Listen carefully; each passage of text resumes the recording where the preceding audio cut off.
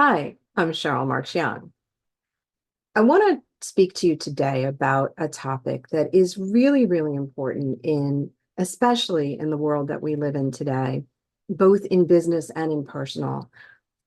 And that is PTSD in leadership and PTSD inside your organization, hidden pockets of what we can't see that may be affecting and impacting the results that we're trying to achieve.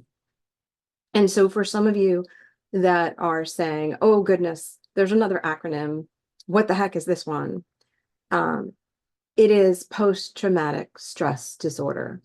And for those of you that are rolling your eyes and saying, oh no, here we go again, another touchy-feely topic in business, I'm going to say, hang in there with me for a minute, because this one is really critical to understand and to spot inside your organization, because PTSD may be holding you back from achieving the results that you as an individual leader or you as an organization are achieving. So let me explain that a little bit more. Every day in the world is potentially someone's anniversary. It is the anniversary of a horrific event for them. It is the anniversary of a good event for them. It is the anniversary of a time in their lives when they thought they were doing something good and it failed.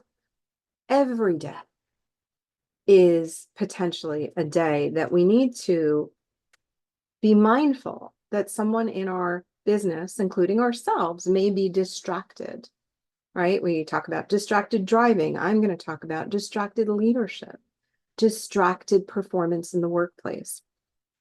We can't always see PTSD.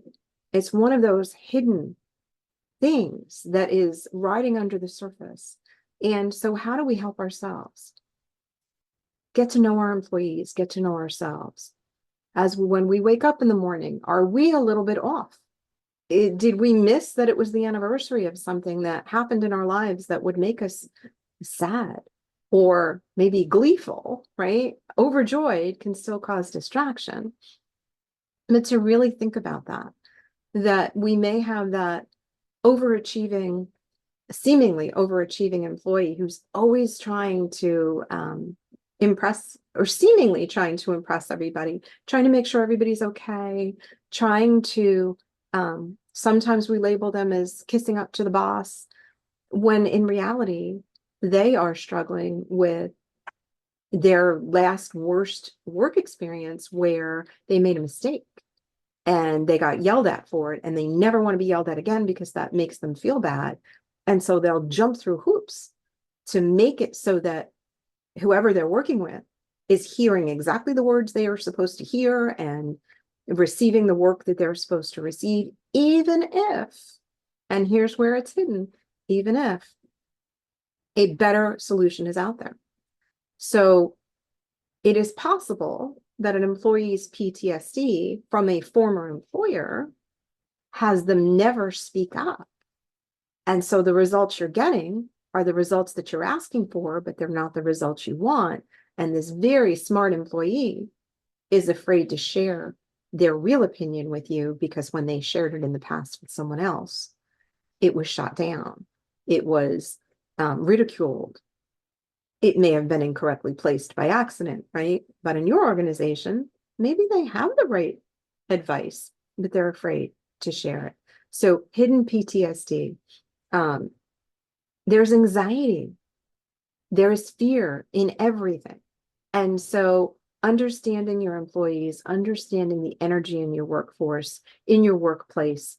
If you're in a bad mood and you walk in and people are waiting to see, ooh, how's the boss doing today? Because I'm having a good day if the boss is happy, I'm having a bad day if leadership is upset. Are they walking into work kind of, cringing and waiting? That's a sign of PTSD. So really looking at getting to know yourself, getting to know who you're working with, getting to understand how they respond and react.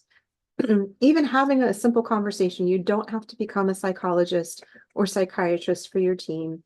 You don't have to get touchy-feely and kumbaya and start doing team building exercises. You can, but you don't have to. You could simply uncover some of this by asking questions. You're having lunch with an employee or a staff member or a colleague. Hey, you've got some really great ideas. I'm curious, what stops you? What would stop you from bringing a really great idea forward? Or finding out who they are, asking questions. How was your weekend? Uh, Finding out, do they have kids that have a birthday coming up? Is something happening in their lives?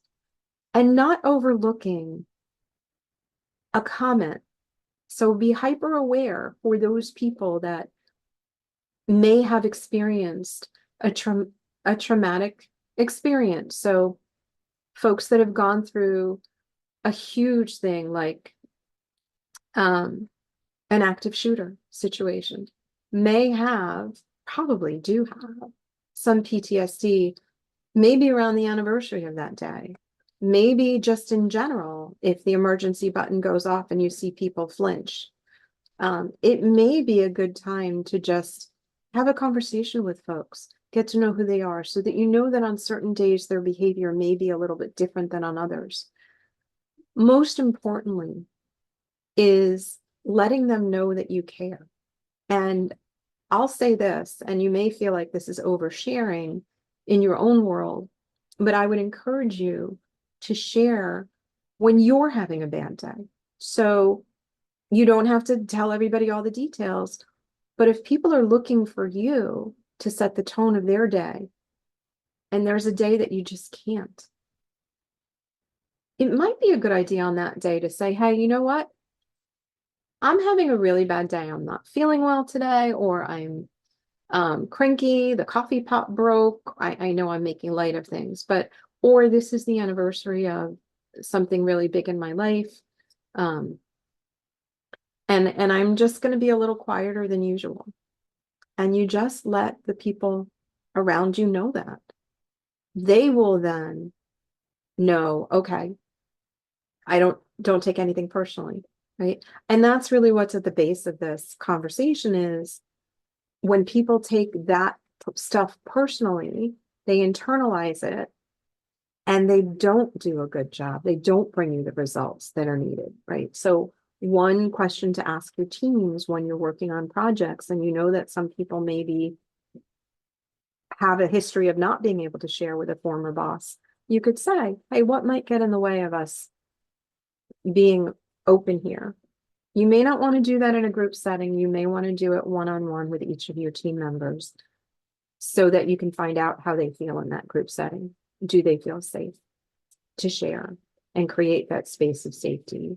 This is where it's really good to bring in a business coach or a facilitator who understands that. If you wind up with a facilitator who glosses over these kinds of things, these interpersonal skills, then I would say that that may not be the best person for you to be working with, but to really take this to heart and think about how this impacts you, your employees, your colleagues, your friends, and how it impacts the results that you're getting in your business. This is another layer under that hopium epidemic of, if I ignore stuff that makes me feel uncomfortable, I hope I'm going to get where I'm going anyway, right? And so let's get off that hopium train. Let's address the tough stuff directly.